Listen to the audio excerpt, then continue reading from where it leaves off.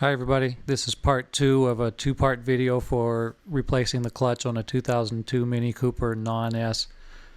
If you haven't already watched part 1, you can watch it from the link I'm sharing right here. Otherwise, let's just dive in and finish up with the repair. Just keep prying until, oops, the ball bearing just fell out. So yeah, we got something that blew up in there. And there we go.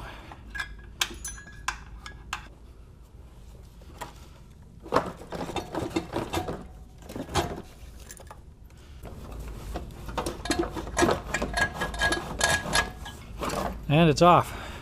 And as I suspected, throwout bearing. Looks like it broke right in half. Oh, that's a mess in there. Wow. Yuck.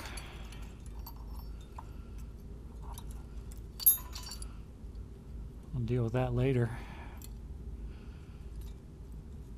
Wow, it just melted. This guide tube looks a little damaged. I think unfortunately we're going to need to replace that.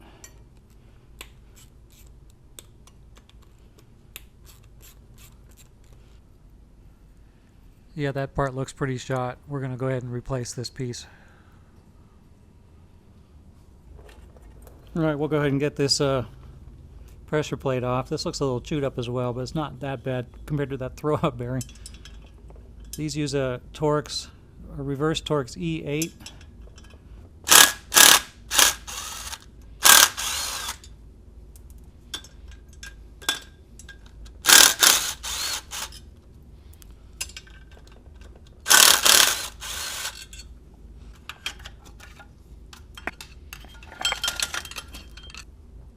Yeah, that clutch is pretty worn. It's almost to the rivets.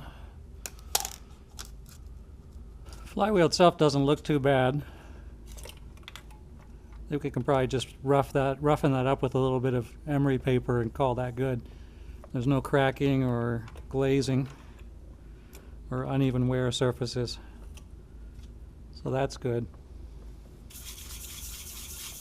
I mean, you could take this into a machine shop and get it resurfaced, but it's in such good shape. All I'm going to do is just roughen it up a bit to help it to bed in. And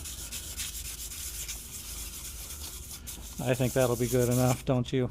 I just want to make sure that the markings are even all the way around. Just as long as I'm consistent here. All I'm trying to do is help the new disc to mate onto it nice and smooth. So I'm kind of doing like a crosshatch pattern. Just like a engine cylinder. And I think that looks pretty good.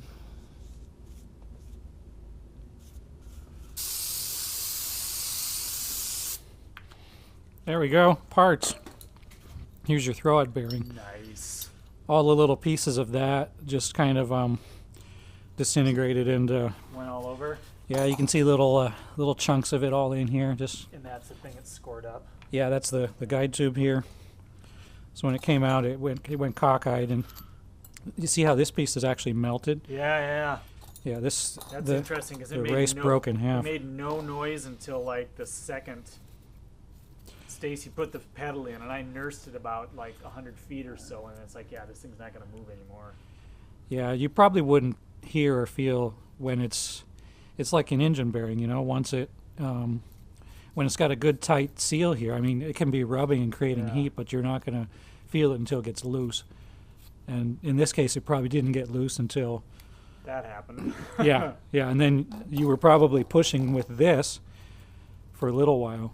Yeah, you can see it's rubbing here. Yeah. So it looks like you managed to change gears once or twice with that. Yeah. And then it finally, this just probably pushed back so far that it couldn't engage anymore. My teeth aren't all. They're better. They're better than burns, but. Yeah, these don't look all that bad, and I think a lot of that damage happened right at the end. The one I did last week is right over here. This is his throwout bearing. This is a 2006, so the parts are a little different. Yeah. But this bearing is in great shape, but somehow this is what happened here. Yeah, this part looks pretty similar to almost the exact same part. But the flywheel's different. Did he have to get a new flywheel? Yeah, his flywheel was just cracked enough that it was a good idea to replace it. Yeah, everything else looks good except for that guide tube. Why? Because the thing rests just sort of on one side of it? Well, the throwout arm is pushing like this, so that means it's always rocking in a certain orientation. All right. Every time you push it out, it's probably going eh. Oh, okay. So if you turn this, if you're in a pinch and if it looks as bad as this one, I wouldn't replace it. But if it's just got some mild scoring, Yeah. I suppose it wouldn't hurt to just take it and turn it, 270 degrees or whatever. What's 360 divided by 3? Anyway, so we got a new one. 120 degrees. 120, there we go. 36 divided by 3 is 12. 120 degrees. Wow, I don't even know math very well. It's amazing how many YouTube car repair videos are out there where a guy's trying to do everything with one hand, and I've tried to watch those. It's like about halfway through, I just give up. It's like, and he's like, I had to put the camera down to actually do anything. so I'm going to describe it to you. Yeah, so I'm showing you exactly what I'm doing, and people seem to love it. Um, On the 2006, 5-speed too, though, right? he's got a 5-speed, but yours is a 2002, right? Yeah. And his is a 2006, and they're both 5-speeds. I don't know if they're both Midlands or not, but on the 2006 cars, the shift mechanism is actually way up here. Oh. Yeah, and this is a 2002. It's back here in almost the same position as the 6-speed for the R53s. And you've got the slave cylinder mounts up on top here on your car. On the 2006 cars, the slave cylinder is on the bottom here, and it actually mounts directly into the bell housing. And so there's a separate arm. There's actually a diagonal arm that comes across, and it directly actuates the arm. This one's going through a lever, which is a lot more like the 6-speeds. Although in the 6-speeds cards, the slave cylinder is mounted on the bottom here. So they made some big change to the transmission somewhere along the line. 04, I believe it is. I'm going to put a little bit of grease on the seal here so it slides in without any damage.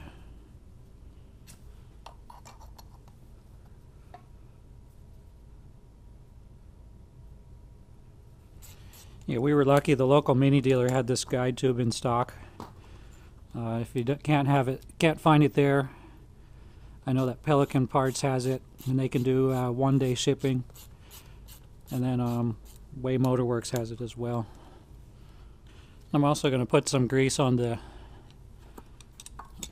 pivot points for this arm here. Yeah, so this is the 06, or the 04 through 06. And this is up to 2004 July. This is actually a little more similar to the R53 design. And again, I'll put some grease on here. Usually the kit comes with a grease packet as well. So I'll put some on the guide tube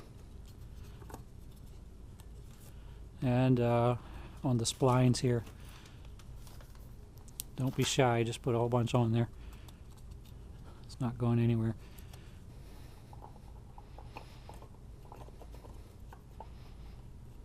Yeah, it probably seized up on the inside here is probably what happened. The grease was gone. It probably cocked up enough just to seize up, and then this thing probably started spinning around in place. And then you probably heard it going, gah, gah, gah, gah, gah, Yep. and you were able to use it a couple of times, just when it caught right, and then finally it detonated. And don't forget, we're going to want to put a little grease on the face as well, so you don't get a situation where it's wearing through the fingers on the pressure plate. So let's clean this part first. We don't know what's on here. It's probably all right, but I'll just degrease it in case there's any grease on it.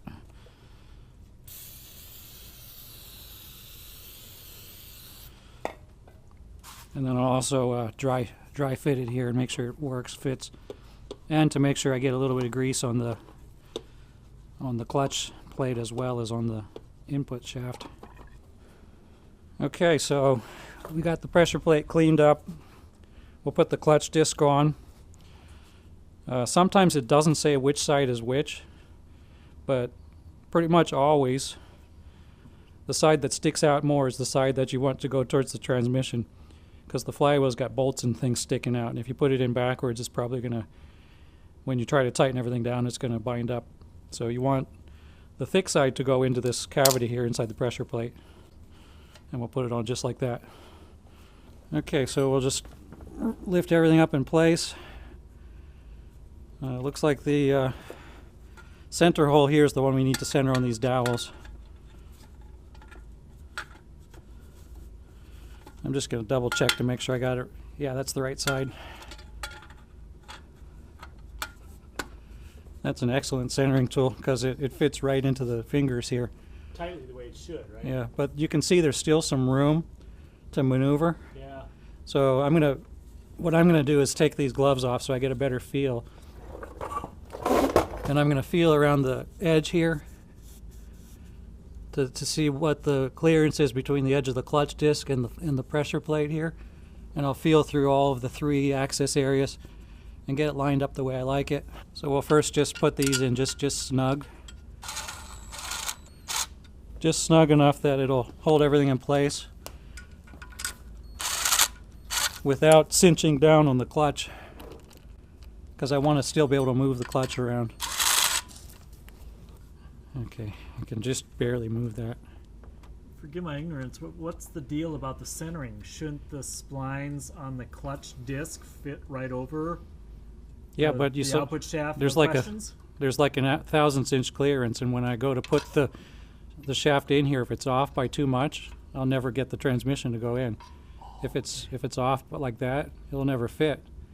And you can maneuver the transmission a little bit, but if it's at too much of an angle, it'll never go. Oh, so you're centering. So I want it to be You're centering the clutch disc in the hole. in other words. Okay. I want it centered with the crankshaft, the line all the way through to the input shaft, and I want to make it so that it goes as smooth and unhindered as possible. Because if it's off by a little bit, you kind of have to manhandle stuff to get it back in the correct alignment. And if you get it just right, it's just so easy. That only happens about, I don't know, maybe a third of the time it just slides right in. So, yeah, I'm just feeling here and just getting as close as I can. I mean, if we're off by a millimeter or so, what's that in American? Okay, so here it looks like there's maybe a millimeter, that is. Here it's kind of flush, so I need to move it back a little. Okay, so we know that this disc is lined up, so we'll just snug these down. I just want to make sure it's equal snugness, and then I'll come back and hand tighten these.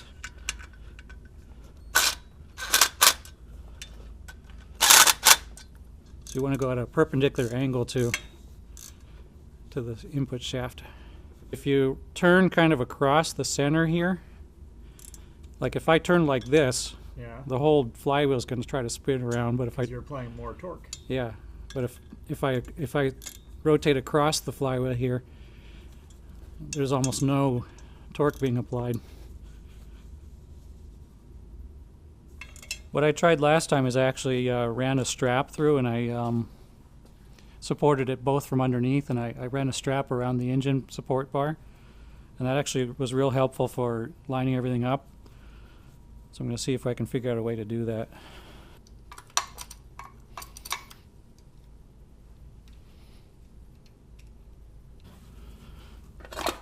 That's good enough for now.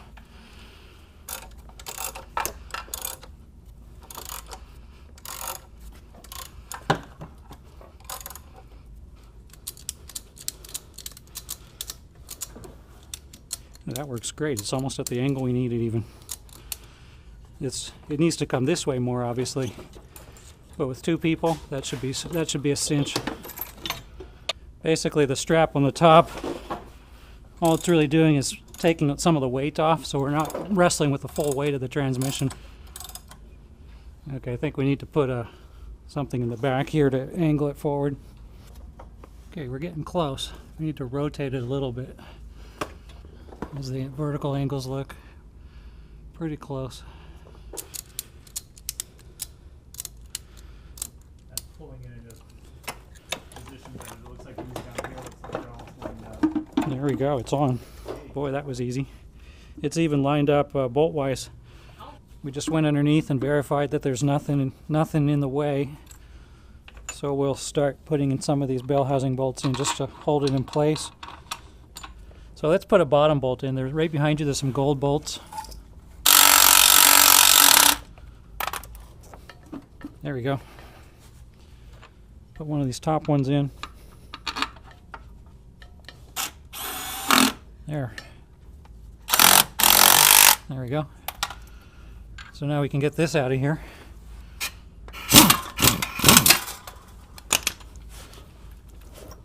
Want that out of the way? Yeah.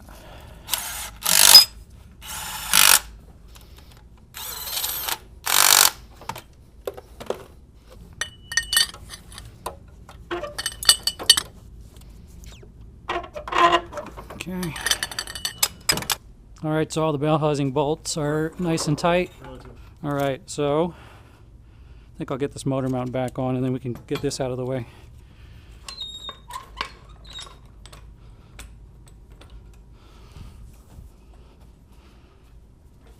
This will help to kind of pull it in place.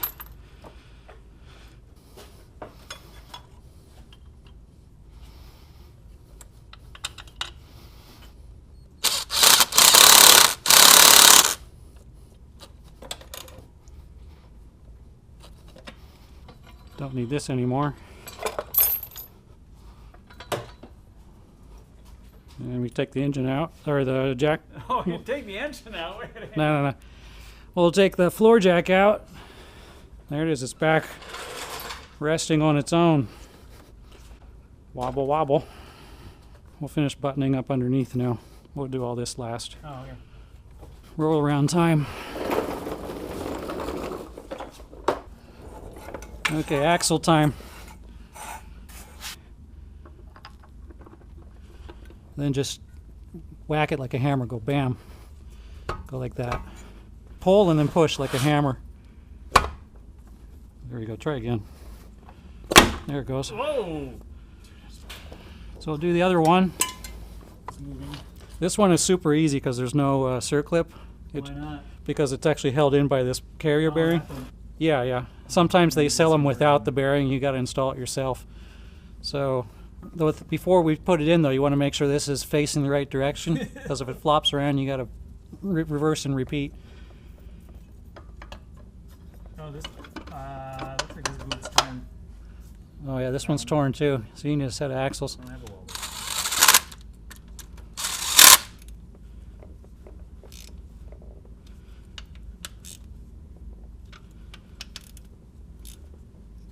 There, done. Okay, so we'll loosen up the fill plug here.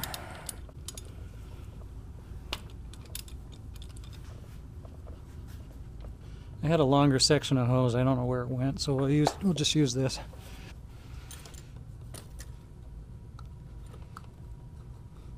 There you go.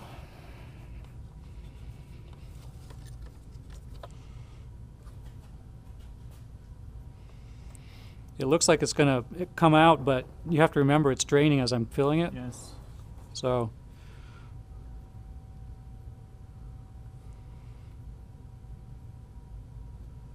just when it's about to overflow, it drains itself back. Another trick I'll use sometimes, if there's not good clearance like this, I'll take the hose and point it down instead of up. Drill a hole in the bottle cap, put the hose through that, and put a little hole in the side of the bottle here. Mm-hmm. Reduce the pressure on the air compressor, and then shove the spray nozzle And pump it. into the hole, and yeah, just as long as you do it slowly so you don't make the bottle explode.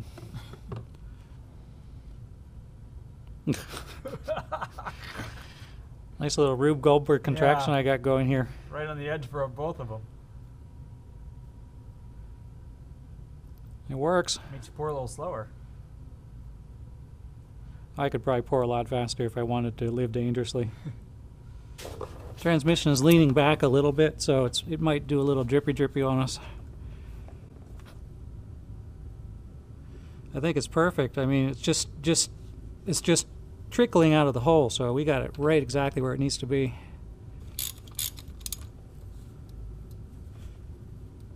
Okay, so we got the starter motor in, axles. Oh, we need to put the heat shield. So just a couple more things, and then we can put the subframe back in. First, we got to put this dust shield in.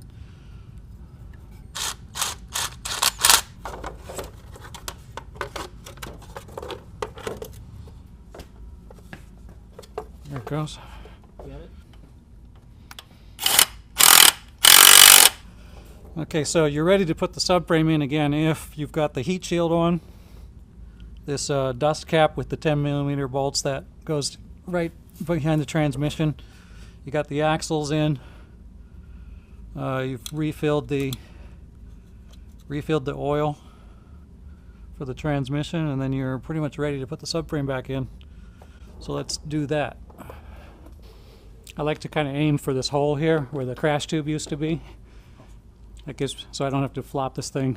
I want to keep it vertical as long as possible, because anytime you flip it over, it likes to leak.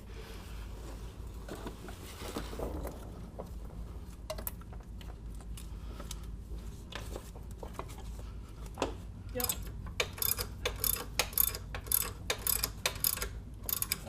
And we're just kind of pulling it up through this hole here. Looks like we just got maybe 4 more inches to go, and it should pop right through on its own.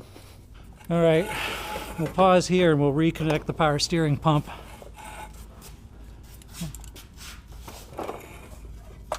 So there's the main line right here. When we pulled it out, there's nothing holding it in except for a couple of tension clips. So for putting it back in, same thing, we just push.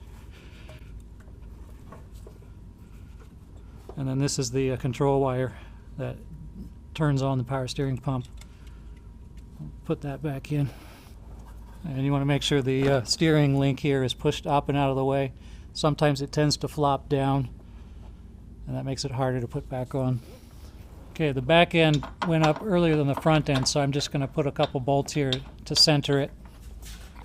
Up front, it's actually got centering dowels here, but I just wanted to make sure those are lined up first, because that's making contact before the front. Okay, we're on the centering dowel on this side. Let's make sure we're on the centering dowel on the other side as well.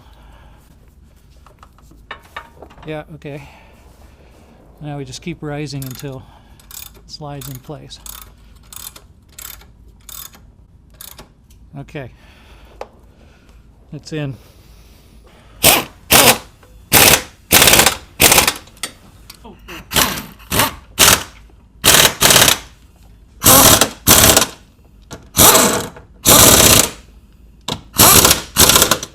And then I'll go back and hand tighten.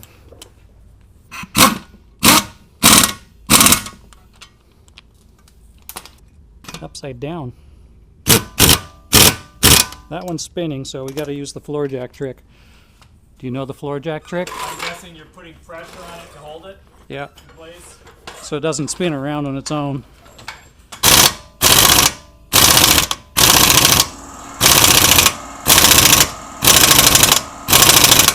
Good. Clip this back on.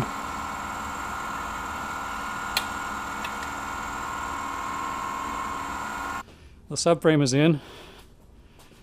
That's everything for the subframe. We're getting, that's the only bits we have to put in that and this stuff right here, so we're getting close. Okay, let's put this reverse sensor wire on. Click. Let's get the slave cylinder back. It's moving like it should, and I don't see any leakage other than the initial, when it got cockeyed, it'll tend to leak like that, but it's not leaking now, so I think you're good. There it goes. So you got the bolt? Yeah. Okay, you put the long one through the backside. Yeah. And then the nut goes through the front.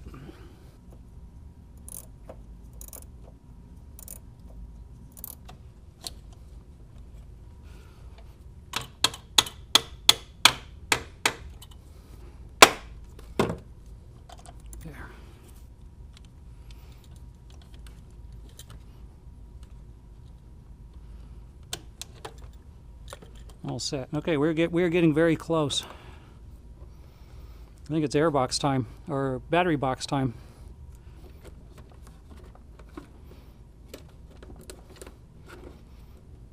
There we go.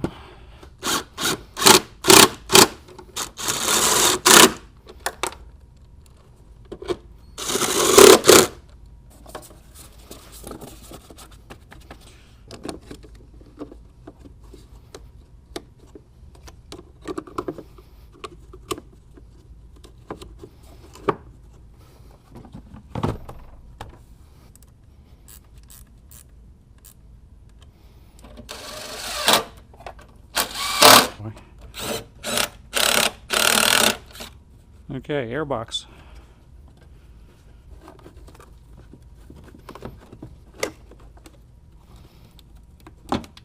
Okay.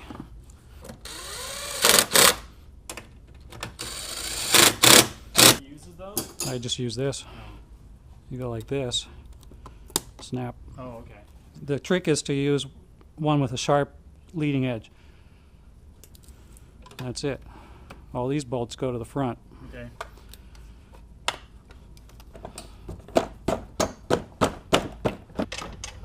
But don't tighten these until we got the bumper on.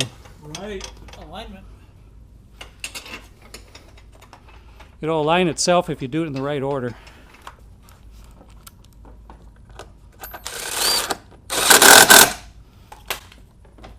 Then these will get pulled up to the bumper.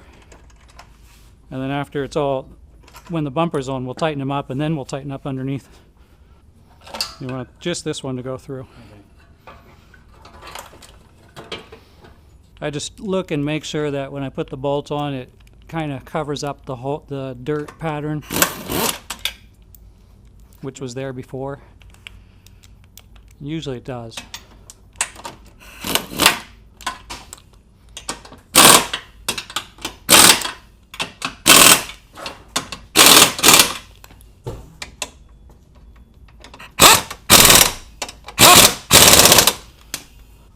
You grab that end, I'll grab this end. Okay, so all the wires are hooked up.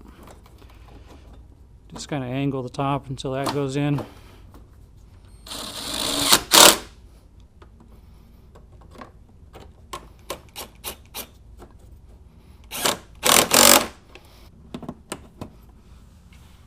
These just snap in. You don't need to screw them back in.